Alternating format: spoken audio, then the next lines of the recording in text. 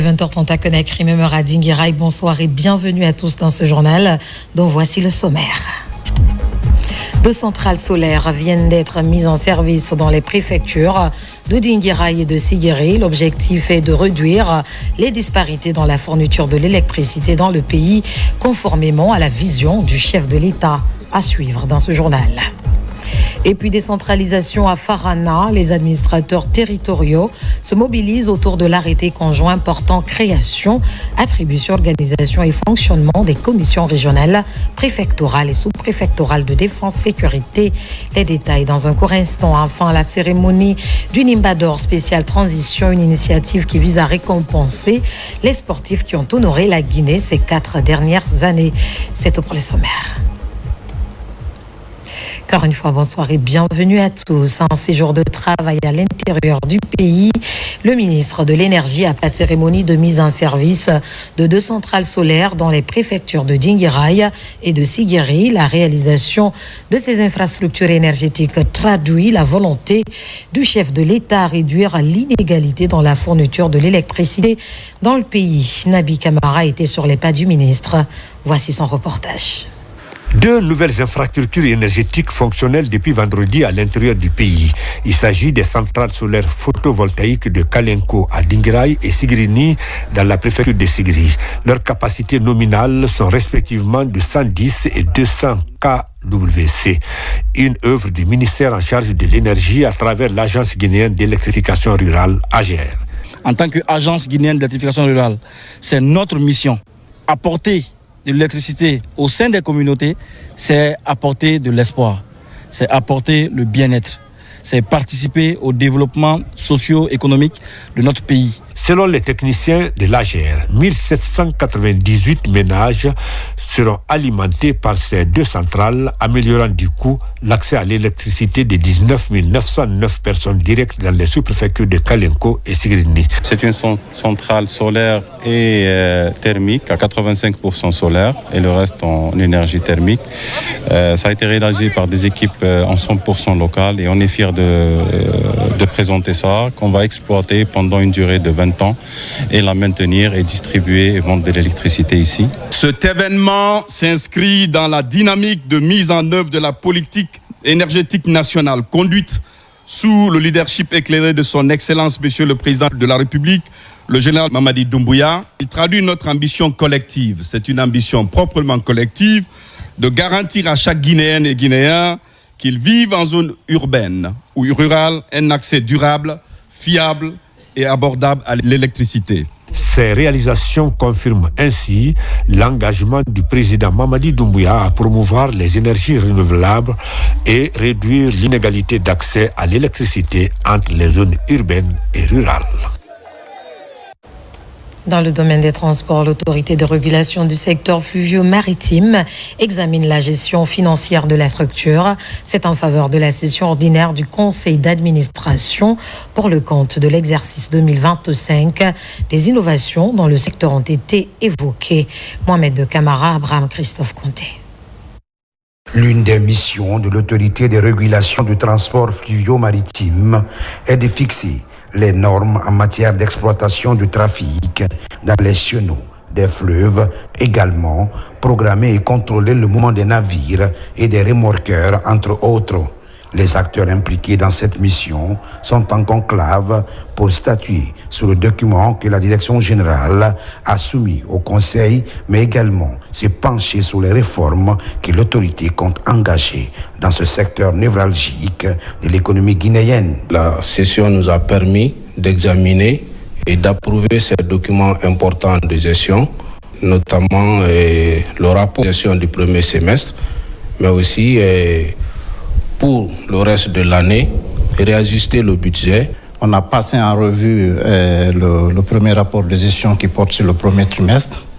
Nous avons constaté qu'il y a eu des prévisions qui ont été atteintes, il y a d'autres prévisions qui n'ont pas été atteintes. Donc nous, par exemple, en tant que représentants du ministère des Mines, la première recommandation qu'on tire là-dedans, c'est travailler avec les sociétés minières pour essayer de les sensibiliser et les impliquer davantage pour la mobilisation dans le cadre de paiement, en tout cas de cette redevance qui est très essentielle pour la République de Guinée et pour le fonctionnement de la RTFM. La de ce conseil d'administration exercice 2025 de l'autorité de régulation dans le secteur du transport fluvio-maritime sonne comme un défi à relever dans ce secteur. L'année 2026 sera une année très riche chez nous parce que nous avons identifié et nous avons soumis au conseil justement une nouvelle redevance qui va être une redevance de régulation. Et aussi, nous allons avoir un nouvel équipement qui n'avait jamais existé dans le secteur maritime de notre pays. Nous avons acquis sur fonds propres une vedette que nous avons construite dans un chantier naval belge et qui est actuellement à quai à Conakry. Les outils qui sont présentés pendant le conseil ont été approuvés pour permettre à l'autorité de régulation d'avoir tous les moyens nécessaires dans l'accomplissement de sa mission régalienne de contrôle et de régulation en faveur de l'économie du pays.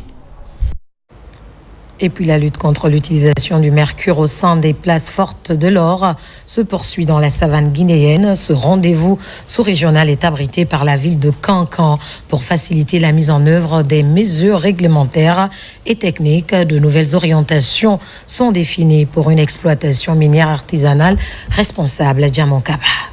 Kankan accueille les acteurs impliqués dans la réforme minière. À la bibliothèque Lansine Williams, des opinions se croisent pour définir de nouvelles orientations dans la lutte contre l'utilisation du mercure sur les sites aurifères artisanaux à petite échelle. Le rendez-vous annuel est organisé par le projet Planète God Guinée pour faciliter la mise en œuvre des mesures réglementaires et techniques pour une production durable d'or sans mercure. La zone d'intervention du projet, dans l'essentiel, est en Haute-Guinée, Koursa, Mangiana et Sigiri. Nous avons jugé nécessaire de nous approcher des bénéficiaires directs du projet, ouvrir ce cadre de dialogue entre les différentes parties prenantes.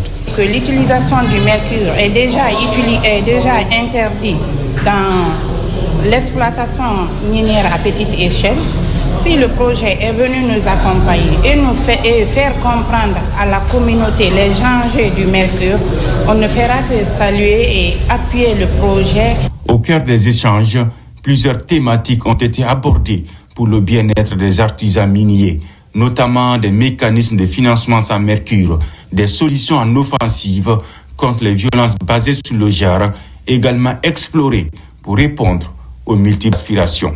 Les présentations qu'on a déjà suivies montrent à suffisance effectivement qu'il y a problème sur le terrain. Nous, en tant que des services techniques, nous œuvrons dans ce sens-là pour que nous puissions sensibiliser, nous puissions ramener nos exploitants à réduire l'utilisation du mercure, s'il faut dire, à laisser l'utilisation du mercure. Cette rencontre va nous permettre d'éviter nombre d'impacts du mercure dans nos milieux d'exploitation. Après avoir projeté les acquis du projet, un nouveau plan est adopté par toutes les parties prenantes pour sauver des vies. Une démarche porteuse d'espoir pour une exploitation artisanale de l'or sans mercure et sans violence. Clôture de l'atelier sur la remobilisation des ressources humaines et matérielles du projet Simandou à Forêt-Caria. 3 jours ont permis aux experts, partenaires industriels, institutions financières et départements ministériels d'unir leurs forces autour du dit projet. Cet atelier stratégique s'est achevé le 5 septembre dernier avec pour ambition de poser les bases d'un Simandou productif, inclusif et durable au cœur de la vision nationale de développement. Fatoumata Koroma. À Forêt-Caria, l'atelier technique sur la remobilisation des employés de la première phase du projet Simandou a pris fin ce vendredi 5 septembre 2025. 3 jours d'intenses travaux qui ont réuni partenaires industriels, institutions financières, départements ministériels et structures d'accompagnement. Objectif: définir une stratégie de réintégration des ressources humaines et matérielles en vue du démarrage effectif de la phase de production. Nous avons travaillé sur 4 axes. Donc déjà, une bonne partie des employés vont être redéployés sur la seconde phase, c'est-à-dire la phase d'exploitation. Et pour cette seconde phase-là, toute la stratégie de redéploiement, notamment toutes les activités menées, tout ce qui est lié aux indicateurs à suivre, tous ces éléments-là ont été travaillés ont été condensés dans le plan d'action lié à ce premier axe. Ensuite, nous avons travaillé sur un second axe relatif à tout ce qui pourrait être projet, activité annexe, c'est-à-dire annexe au projet principal, ceux qui ne pourront pas être redéployés directement sur la suite de la première phase du Simandou. Et nous avons réfléchi sur une troisième phase, c'est-à-dire un troisième axe qui est appelé l'entrepreneuriat. Parce qu'il est évident, malgré la bonne foi du gouvernement guinéen, il n'est pas possible de redéployer systématiquement l'ensemble des 60 000 employés démobilisés sur la seconde phase. De ce fait-là, une bonne partie aussi qui est estimée dans nos travaux seront réorientés vers l'entrepreneuriat. Et pour ce fait, les banques, le patronat et tous les acteurs privés et toutes les parties prenantes de cet écosystème entrepreneurial étaient présents. On a tous réfléchi sur qu'est-ce qu'il faut faire en termes d'activité, les étapes, les dates, le budget et tous les critères relatifs à ce sujet. Et le dernier élément sur lequel nous avons réfléchi, l'AS 4, c'est le redéploiement du matériel. Savez-vous, la première phase, qui était une phase essentiellement de construction, a vu l'utilisation de bon nombre de matériel de la part des sous-traitants, des acteurs industriels. Étant donné que cette phase arrive à échéance, la problématique de la réutilisation, de la mise en valeur de ce matériel s'est posée à l'atelier. Et donc, pour ce dernier et quatrième axe, les équipes ont travaillé profondément sur les méthodes et les moyens de valorisation de ce matériel-là, avec toutes les activités liées à ces points. Chargé d'accompagner l'élaboration du programme Simandou 2040, le cabinet KPMG a procédé à la restitution des conclusions, des recommandations jugées pertinentes avec des solutions concrètes pour une remobilisation réussie. La cérémonie de clôture a été présidée par le ministre du Travail et de la Fonction publique, Faya François Bourounou, représentant le président du comité stratégique, Djiba Diakité. Dans son intervention, le ministre a salué l'engagement des acteurs et rappelé que le projet Simandou demeure une priorité nationale. Selon lui, la cohésion et la sérénité dans ce processus sont les clés de la réussite. Je suis venu effectivement porter le message du président du comité stratégique Simandou, le ministre directeur de cabinet de la présidence de la République, Djiba Diakité, qui m'a chargé de venir effectivement remercier les participants à cet atelier de réflexion stratégique sur la réutilisation, la reconversion des ouvriers qui ont participé aux travaux de construction des ouvrages du projet minier Simandou, mais aussi réfléchir sur les mécanismes de réutilisation des équipements et de la logistique utilisés pendant cette phase. Effectivement, à l'issue des 3 journées de réflexion, j'ai eu la lecture du plan d'action qui a été développé. C'est un plan d'action très riche. Les actions proposées sont très pertinentes. Ce sont des actions très structurantes. Ce sont des actions smart. Elles sont réalistes et réalisables.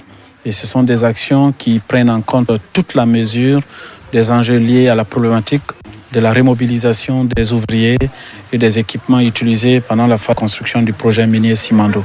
Donc je pense qu'avec ce plan d'action, le gouvernement pourra effectivement assurer une meilleure transition entre le projet minier dans sa phase de construction Simandou vers le programme Simandou 2040 en valorisant ce potentiel pour la mise en œuvre des programmes et des projets prioritaires inscrits dans le cadre de la mise en œuvre de la vision Simandou 2040. Avec cet atelier de Forêt-Caria, le gouvernement et ses partenaires posent une étive. La remobilisation des employés de la première phase apparaît désormais comme le socle d'un Simandou productif, inclusif et porteur de développement durable pour la Guinée.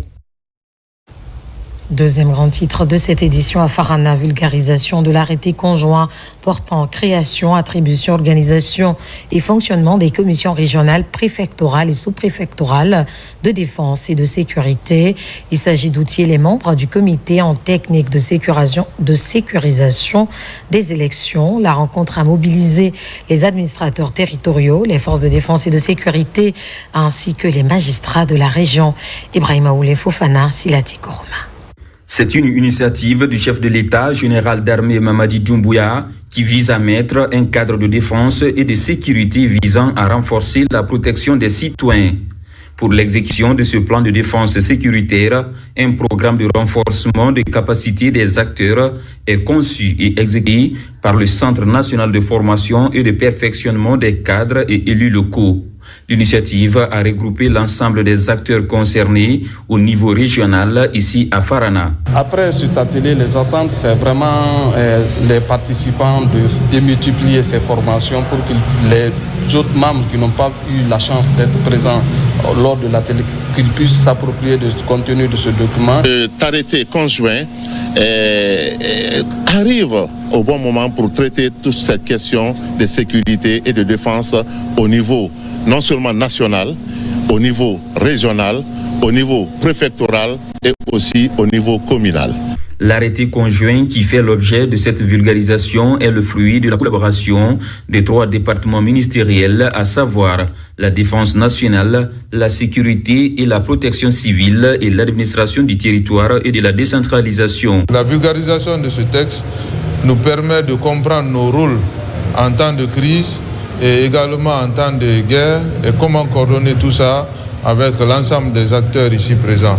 Les facilitateurs ont permis à ce que l'Assemblée puisse prendre l'essentiel du document et les questions qui ont suivi ont permis à tous les participants de comprendre l'essentiel de l'arrêté conjoint. Ce présent atelier cadre avec la volonté du chef de l'État général Mamadi Doumbouya qui préside le Conseil supérieur de défense et de sécurité nationale. Une initiative qui reflète la restauration de l'autorité de l'État. Dans l'actualité, encore une délégation conduite par Général Aminata Diallo séjourne présentement dans la ville sainte de la Baie. Hier, elle a rencontré les sages de la région en rappelant les acquis de la refondation et la nécessité de maintenir un climat de paix et de quiétude dans le pays. Alpha Isiagaba, reportage. Devant le calife et la notabilité du Fouta, les œuvres du président de la République sont saluées. Les chantiers en cours de réalisation ou encore la promotion de l'excellence dans l'administration, rien n'a été occulté par la délégation conduite par Général Aminata Diallo. Le président Mamadi Doumbouya a fait beaucoup pour nous. Toutes les infrastructures réalisées sont au bénéfice de la population.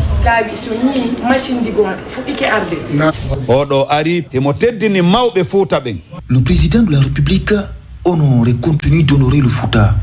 Il a aimé et respecté les sages du Fouta. La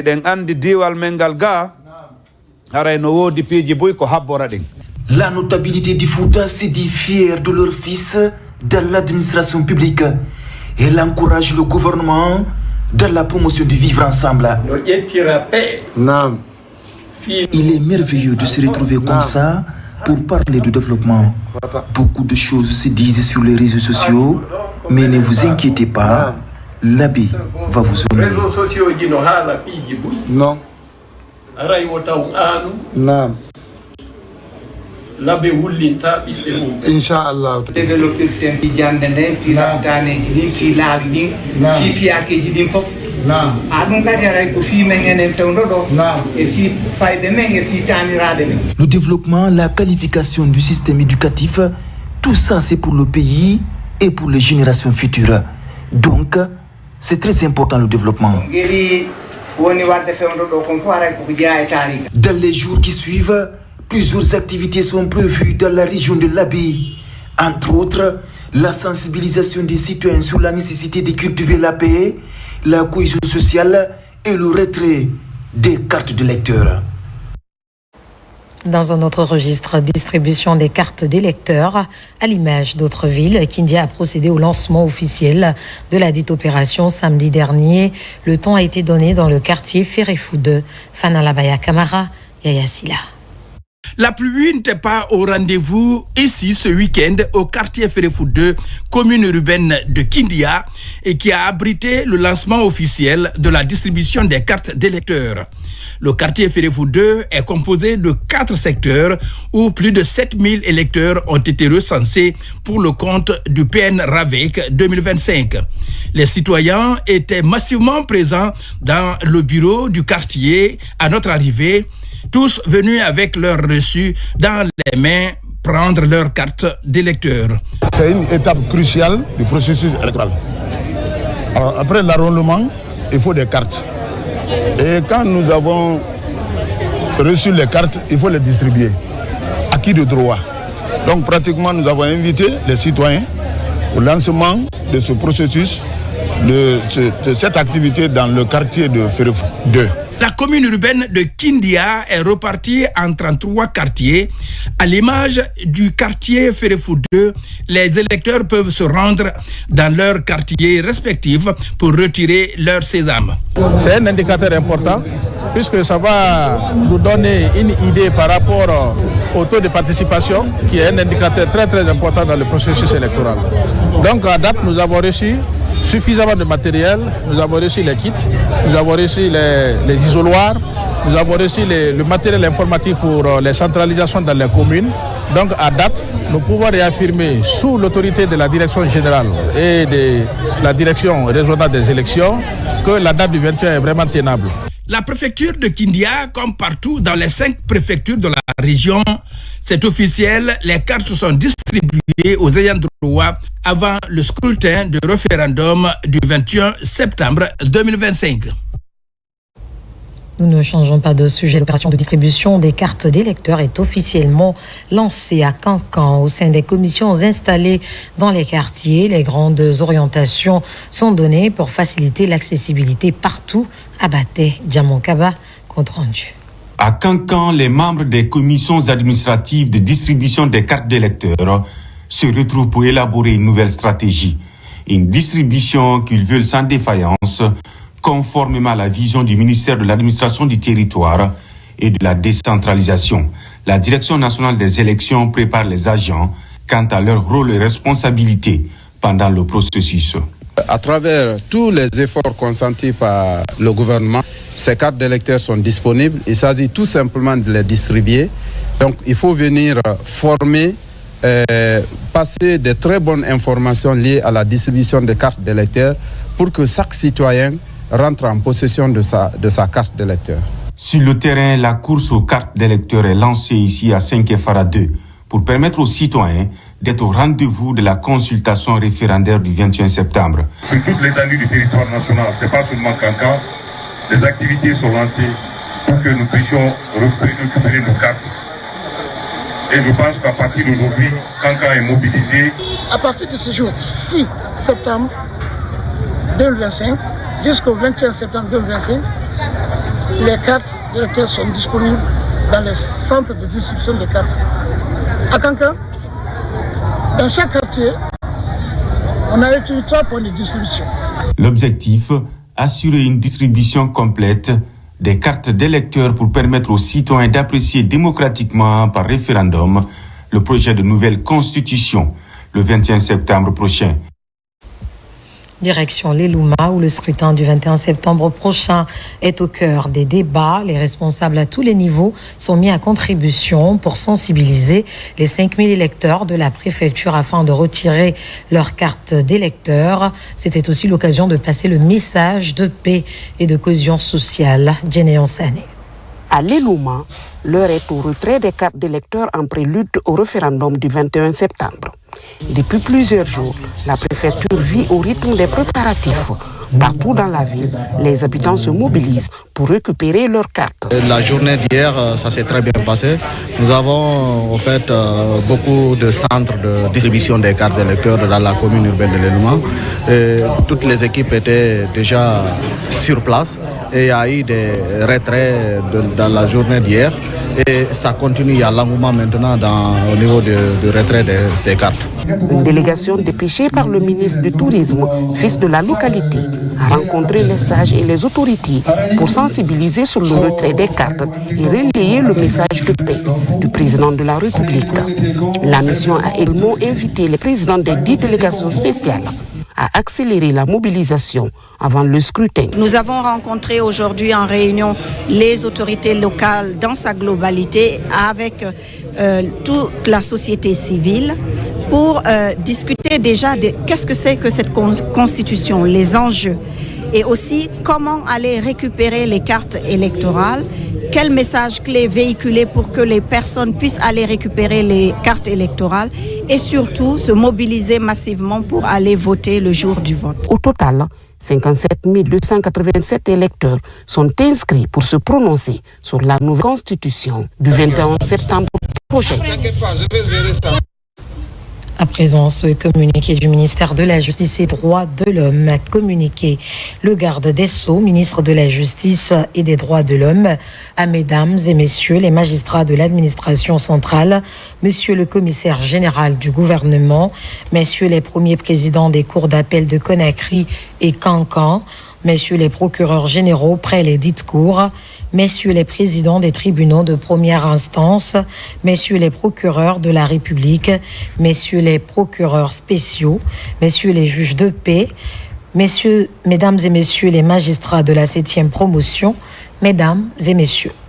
Dans le cadre du scrutin référendaire prévu le 21 septembre 2025, les dispositions légales et réglementaires en vigueur prévoient la mise en place et le fonctionnement des commissions administratives de centralisation des votes CACV, dont la présidence incombe aux magistrats. Afin d'éviter toute carence préjudiciable au bon déroulement de ce scrutin d'une importance capitale pour notre pays, il est impératif que chaque magistrat prenne les dispositions nécessaires pour être disponible et prêt à assumer les charges de présidence des CACV au plus tard le 12 septembre 2025. Je vous exhorte en conséquence à faire preuve d'un sens élevé du devoir, de discipline et de responsabilité afin que l'organisation et le fonctionnement des CACV se déroulent dans le strict respect de la loi et des valeurs républicaines. La présente circulaire tient lieu d'instructions fermes et solennelles qui sera notifiée à tous les chefs de juridiction et de parquet aux fins d'exécution et suivi. Enfin, je compte sur l'engagement patriotique et la conscience professionnelle de chacun afin que la justice, pilier de l'état de droit, assume pleinement son rôle dans la consolidation de notre démocratie et la préservation de la paix sociale. Et vous remercie par avance de votre engagement au service de la justice et de la nation. J'attache du prix à l'exécution diligente de la présente circulaire. Fait à Conakry le 8 septembre 2025, le garde des Sceaux, ministre de la Justice et des Droits de l'Homme, Yaya Kairaba Kaba. Dans l'actualité encore, le Centre de coordination du mécanisme d'alerte précoce et de réponse aux risques sécuritaires s'active d'arrache-pied pour lutter efficacement contre les risques de conflit. Leur mission est de garantir la stabilité en Guinée dans l'espace CEDEAO. C'est dans cet esprit que les points focaux en Moyenne Guinée bénéficient d'une séance de renforcement de capacité à l'approche du retour à l'ordre constitutionnel. Le point avec Abdoulaye Diallo et Sarah. La menace sécuritaire reste un frein aux projets gouvernementaux et compromet la stabilité nationale. Pour y remédier, des points focaux de la Moyenne-Guinée ont été formés à l'alerte précoce des conflits électoraux et à la remontée rapide d'informations vers le Centre national pour une prise de décision. L'objectif, c'est de regrouper à la fois nos points focaux de la région administrative de Mahamoun et ceux de l'Abbé pour pouvoir faire une certaine formation liée à la prévention aux violences électorales. Notre pays est caractérisé chaque fois qu'il y a des joutes électorales, il y a des problèmes, des affrontements qui ne servent à rien. Le Centre national d'alerte précoce a cette fois-ci pris des dispositions puisqu'au niveau de chaque préfecture, on a des alerteurs pour regrouper les alerteurs pour qu'on parle de la prévention des violences liées aux élections.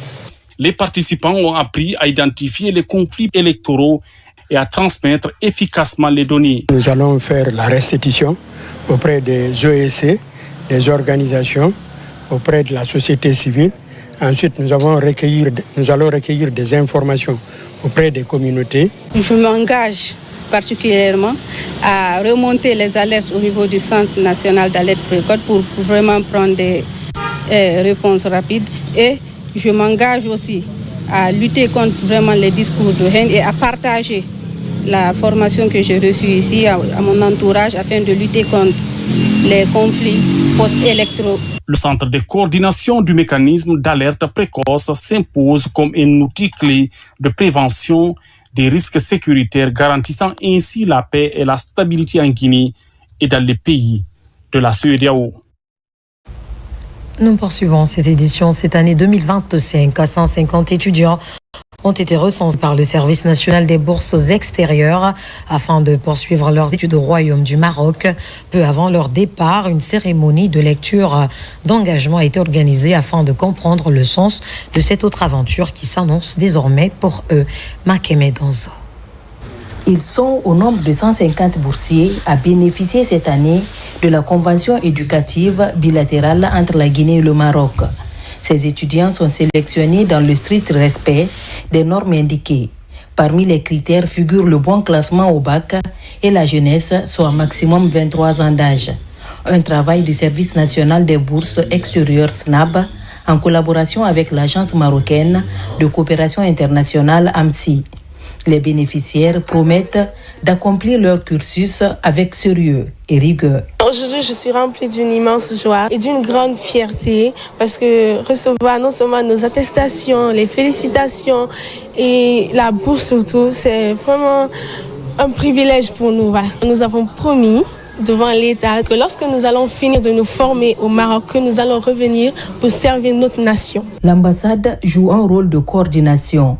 Elle interagit directement avec le SNAB pour la mise en place d'un dispositif de suivi. On est fiers d'avoir autant de jeunes Guinéens rejoindre le Royaume et nous sommes très satisfaits de l'excellence de cette coopération qu'on a, mais aussi des résultats que l'on voit au cours de ces décennies. Pour les responsables étatiques, cette cohorte de jeunes doit faire preuve de responsabilité et de sérieux pour décrocher les meilleurs résultats.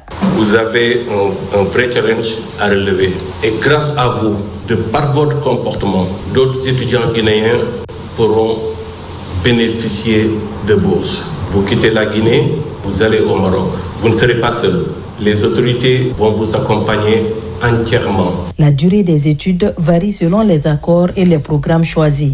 Ces 150 jeunes sont accompagnés par leurs parents pour cette prestation d'engagement avant le démarrage de cette nouvelle aventure. Dans la ville Carrefour, les jeunes filles leaders de Guinée sont plus que déterminées à cultiver l'esprit de civisme et à promouvoir la paix et la quiétude sociale. Après une formation reçue de CARE International, elles comptent mettre en pratique les enseignements reçus. Mamadou Paté Baldé pour en savoir plus. Depuis quelques années, CARE International et ses partenaires accompagnent les jeunes filles et femmes du pays à s'impliquer activement dans le processus de consolidation de la paix et la stabilité en Guinée. Pour réussir ce pari, l'institution renforce les capacités de ces jeunes filles issues des partis politiques et de la société civile à Mamou. Depuis le démarrage du projet, ces jeunes filles ont bénéficié de pas mal d'actions. Elles ont été renforcées, leurs capacités ont été renforcées dans le cadre de la mise en œuvre des activités du projet, mais aussi dans le cadre vraiment de la promotion de leur leadership. Financé par le Fonds de consolidation de la paix, CARE International couvre depuis février 2023 11 localités du pays. Dans ces collectivités, il a joué un rôle important dans la mise en œuvre des mécanismes de consolidation de la paix en Guinée. C'est vraiment un projet qui a pu donner de l'espoir, qui a pu impliquer les femmes et les filles dans les mécanismes de paix et sécurité. C'est la femme qui cultive la paix. Vous pouvez échanger, vous pouvez sensibiliser pour que vous vous donniez les mains pour avancer devant. Au cours de cette rencontre, il a été surtout question de former et accompagner ces jeunes filles par des femmes mentors identifiées. Nous avons suggéré aux femmes d'identifier toutes les difficultés possibles qu'elles sont en train de rencontrer sur le terrain par rapport à la consolidation de la paix et s'impliquer activement dans le cadre de la sensibilisation. CARE International et ses partenaires compte sur l'engagement de ces filles et femmes dans la promotion des valeurs démocratiques tant voulues par le gouvernement guinéen. Dans un autre registre, les enseignants et fondateurs d'écoles privées se donnent rendez-vous à Kindia. En seul objectif, faire avancer les programmes de formation pour une meilleure qualification du système d'enseignement. Le mode de recrutement à partir du secondaire pourrait être revu. Falilou Diallo, compte rendu. La Guinée compte ainsi réorganiser ses programmes d'enseignement au niveau professionnel. Pour cette première étape, les écoles de la santé sont concernées. Aujourd'hui, le regard est que nous sommes dans le processus de qualification. Et qui parle de qualification va forcément parler de trois choses, à savoir l'infrastructure, le contenu de formation, les formateurs, c'est-à-dire les enseignants. Et aujourd'hui, nous venons de lancer l'élaboration des programmes par rapport au contenu de formation livré au niveau des écoles privées. Ainsi, la lutte contre la déperdition scolaire sera assurée. Les élèves auront des débouchés pour éviter le chemin de l'exil. La Kindia, le professionnel de la santé, se concerte pour inverser ce paradigme. Avec l'enseignement technique aujourd'hui, ce programme qui va être élaboré et mis en œuvre, ça va aider les gens qui vont aller jusqu'en terminale échouer là. Donc ça va les aider aussi à être intégrés dans les écoles professionnelles. Et vous voyez ça va être un atout pour l'enseignement et en même temps la population guinéenne. Le baccalauréat en Guinée, le taux d'échec est très élevé. Les jeunes sont en général abandonnés à eux-mêmes parce qu'ils n'ont plus d'autres solutions. Ils ne peuvent pas aller à l'université, il y a beaucoup qui ne veulent plus reprendre. Parce que s'il faut aller au BTS, il faut forcément avoir le bac, ils ne l'ont pas. S'il faut aller à l'université, il faut forcément avoir le bac, ils ne l'ont pas. Alors que là, nous avons une opportunité pour eux, pour leur permettre d'avoir ce diplôme qui pourrait aussi leur permettre après de passer un BTS aussi. Cette rencontre qui s'est écoulée pendant 10 jours a permis aux professionnels de la santé du pays de faire l'état des lieux des programmes d'enseignement dans les écoles professionnelles. L'approche par compétence sera ainsi privilégiée dans le système d'apprentissage au sein de l'enseignement technique. Et pendant ce temps, la Croix-Rouge guinéenne multiplie des actions en faveur des sinistrés de Koya en collaboration avec l'Agence nationale de gestion d'urgence et des catastrophes humanitaires.